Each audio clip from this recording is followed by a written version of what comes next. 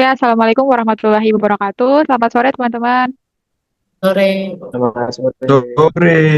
menjelang malam. Sore. Oke, ya udah malam ya, Mas Naya. Oke, di sini kita mau lanjut diskusi terkait dengan substansi mata pelajaran kita, yaitu adaptif. Hari ini kita mau ngambil tentang kegiatan eh, penggunaan aplikasi Sentuh Tanahku ya, teman-teman ya. Udah didiskusiin lagi kan terkait dengan aplikasi Sentuh Tanahku ini. Mungkin bisa dijelaskan terkait tahapan kegiatannya seperti apa, Mbak Jihan?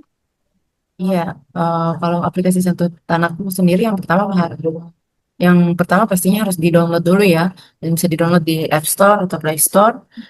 Setelah di-download bisa registrasi akun dan menggunakan KTP untuk registrasi tentunya. Kemudian verifikasi identitas dan setelah dilakukan verifikasi identitas, tentu aplikasi Sentuhan Aku bisa digunakan secara personal ya, karena yang di aplikasi Sentuh Tanahku cuma bisa mengakses data tanah kita saja tentunya. Nah, kemudian selain itu aplikasi Sentuh Tanahku juga punya beberapa aplikasi yang menurutku sangat membantu ya, agar pemohon tidak perlu datang ke kantor untuk memeriksa seperti cek berkas, cek sertifikat, plot bidang tanah.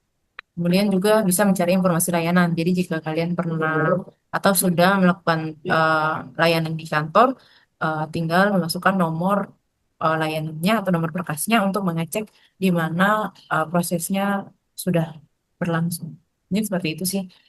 Kalau menurut Mbak Laras, dengan tabel yang tugas kita nih, output atau hasilnya apa nih? Oke, terima kasih Mbak Jihan atas penjelasan tahapannya. Kalau sesuai dengan tabel yang output atau hasilnya, mungkin aku bisa membedakan menjadi tiga bagian ya outputnya. Mungkin output bagi masyarakat, output bagi eh, kementerian kita, bagi instansi tentu, terus outputnya secara sistem. Kalau secara bagi masyarakat tentu masyarakat mendapatkan kepastian nih, misalkan mendaftar tuh nggak harus datang ke kantor untuk tanya di mana posisi berkas mereka. Mereka bisa eh, lihat di aplikasi Satu Tanahku, misalkan berkasnya dalam tahap mana atau di seksi mana, mereka juga bisa langsung lihat di situ tanpa perlu datang ke kantor. Terus mereka juga bisa nih cek posisi berkasnya atau bidangnya, misalkan cek bisa, oh ternyata bidangnya tumpang tindih, jadi perlu dilakukan validasi lagi ke kantor atau bagaimana sebelum didaftarkan atau sebelum peralihan gitu. Terus mereka juga bisa ngecek nih terkait tentang biaya, misalkan mau proses CB atau proses waris atau apa, bisa ngecek tuh sesuai dengan biayanya, luasnya juga bisa dimasukkan dan nanti keluar estimasi biayanya. Terus secara output bagi kita nih sebagai instansi, tentu terkumpulnya data bidang tanah yang lebih akurat, sinkron dengan data fisik dan juga data di sistem KKP. Terus untuk output secara sistem, mungkin kita bisa eh, mungkin kalau nggak semuanya kantor, tapi mungkin ada yang sudah mengimplementasikan atau menerapkan tiket antrian digital bagi masyarakat. Jadi mereka nggak perlu ngantri lebih lama atau datang setelah jadwalnya itu sudah dekat atau bagaimana gitu. Intinya memudahkan masyarakat. Gitu aja sih kalau dari aku. Mungkin sambungannya terkait dengan substansi mata pelatihan kita ini bisa dijelaskan oleh siapa, mungkin bisa dilanjut. Oke, jadi dari kegiatan penggunaan aplikasi Sentuh Tanahku ini, kita bisa menarik keterkaitan substansinya dengan tujuan nilai berakhlak. Jadi kayak misal berorientasi pelayanan. Aplikasi Sentuh Tanahku itu bentuk nyata komitmen memberikan pelayanan prima dengan fitur pengecekan berkas dan sertifikat secara mandiri. Masyarakat tidak perlu lagi mengantri di kantor pertanahan. Terus kalau dari sisi akuntabel, melalui fitur plot bidang tanah, masyarakat dapat memverifikasi apakah data tanah sudah sesuai dengan database BPN atau belum. Terus kalau dari kompeten, pengembangan aplikasi ini tuh menunjukkan bahwa aparatur sipil negara itu terus meningkatkan kompetensi di bidang teknologi informasi untuk menjawab tantangan zaman. Dan kita kan juga ada nilai harmonis. Jadi aplikasi ini tuh kaitannya tuh membantu menciptakan lingkungan yang kondusif dan meminimalisir sengketa lahan akibat tumpang tindih lahan atau informasi yang tidak jelas. Jadi masyarakat bisa akses dan cari info dengan jelas. Terus dari segi loyal, penggunaan aplikasi ini tuh mendukung program strategis nasional dalam hal pemetaan tanah dan reforma agraria. Nilai adaptif juga ada. Jadi di tuntutan aku ini tuh bentuk inovasi dalam menghadapi perubahan zaman dari sistem manual ke sistem digital. Jadi BPN terus berinovasi dan antusias dalam menggerakkan serta menghadapi perubahan teknologi demi efisiensi layanan publik.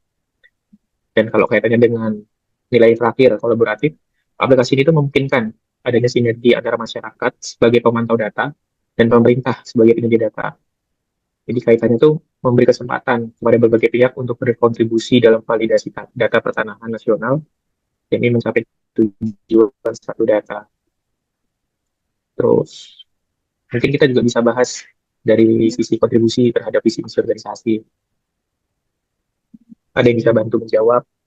Iya, seperti itu sih menurut. Baik, menurutku kontribusi terhadap visi misi organisasi yang pertama yaitu ada di tahap registrasi dan verifikasi unik ya.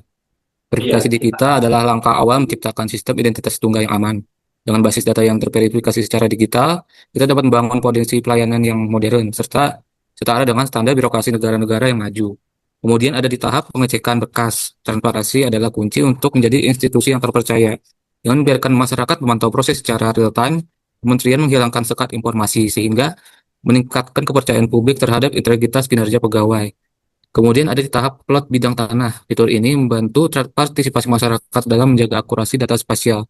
Jika setiap bidang tanah terpetakan dengan benar melalui aplikasi, maka sengketa dan tumpang tindih lahan dapat diminimalisir, yang pada akhirnya mewujudkan kepastian hukum dan keadilan bagi pemilik tanah. Kemudian yang terakhir ada di tahap informasi pelayanan dan simulasi biaya. Menyediakan informasi biaya dan syarat secara terbuka adalah bentuk tata kelola organisasi yang baik. Hal ini mendidik masyarakat menjadi mandiri dan memastikan bahwa pelayanan di lapangan berjalan sesuai aturan, tanpa adanya pungutan liar atau birokrasi yang berbelit. Baik, itu aja sih menurutku. Selanjutnya mengenai penguatan nilai organisasi. Oke, saya akan menjelaskan tentang penguatan nilai organisasi. Yang pertama itu melayani, yang kedua profesional, dan yang ketiga terpercaya. Oke, saya akan membahas yang melayani. Melayani dengan kode perilakunya itu ada melayani dengan kejelasan prosedur, biaya, dan ketepatan waktu, atau yang kedua bersikap sopan, ramah, cermat, dan teliti serta peduli terhadap lingkungan. Ini dalam aplikasi Sentuh Tanah sudah sangat berkontribusi ya, ya seperti kemudahan akses, komunikasi dua arah, dan yang ketiga inklusivitas. Dengan adanya aplikasi ini dapat layanan dijangkau oleh siapa saja. Dan yang kedua itu profesional. Profesional itu ada dua kode, bekerja sama, bekerja cerdas, tuntas, dan memberikan nilai tambah. Yang kedua, senantiasa mengembangkan diri, meningkatkan kompetensi. Ini jelas sudah sangat-sangat berkontribusi ya di Sentuh Tanahku, karena dengan adanya ini kita menjadi transformasi digital, menjadi lebih transparan, standarisasinya lebih dalam tahapan berkasnya bisa mengikuti aturan secara nasional dan berintegrasi. Terus ada efisiensi kerja juga, mempercepat waktu dan antreannya bisa lewat online. Dan yang ketiga itu terpercaya. Terpercaya itu memiliki kode perilaku bekerja dengan integritas, dapat dipercaya dan diandalkan. Yang kedua, patuh dan taat peraturan. Ini juga sangat terpercaya aplikasi ini dengan adanya transparansi biaya, kepastian data spasial, dan akuntabilitas publik. Mungkin itu sih. Apakah ada yang mau menambahi atau menyanggah atau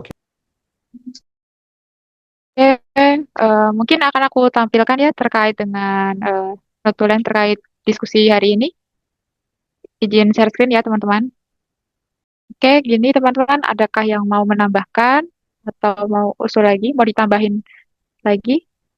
ya Mbak, mungkin kode perilakunya agak ditambahi. Aku kasih kode perilaku 1 2 itu.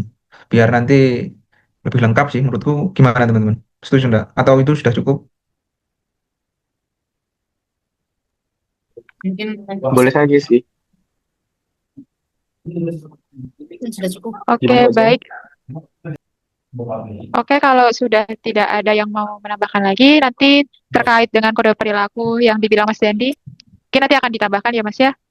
Eh, Oke, terima kasih teman-teman. Sekian ya diskusi kita terkait dengan aplikasi Sentuh Tanahku dan keterkaitannya dengan nilai dasar ASN yaitu adaptif. Semoga kita menjadi ASN yang adaptif dan juga responsif dan berinovasi terus. Saya tutup. Wassalamualaikum warahmatullahi wabarakatuh. Selamat sore teman-teman. Waalaikumsalam warahmatullahi wabarakatuh. Waalaikumsalam. Selamat Oke. sore.